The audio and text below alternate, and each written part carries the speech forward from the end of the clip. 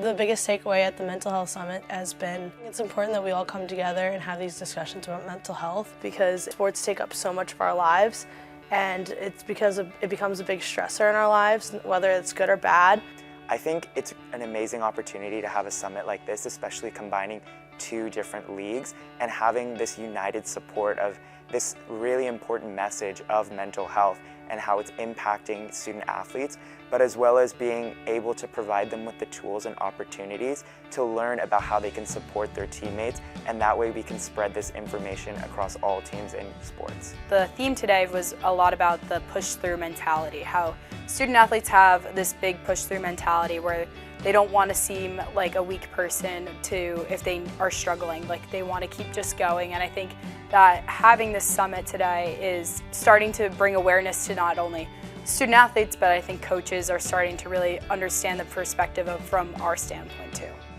I think one thing that I learned today that I really want to take away from this conference and my discussion was the idea of making sure that you validate your own anxiety and all of the challenges that you face. Oftentimes, it's easy to compare yourself to others and say, oh my gosh, like I shouldn't be complaining because the person next to me has a million more things on their plate. Like there's no way like I should be feeling just as bad as them. But recognizing that it's not necessarily a competition and it doesn't have to be, but being able to validate those feelings and then working through whatever process you need to in order to continue moving forward. Relying on your community and your network and your coaches and the staff at your school, and that they want the best for you, but you have to express how they can help you.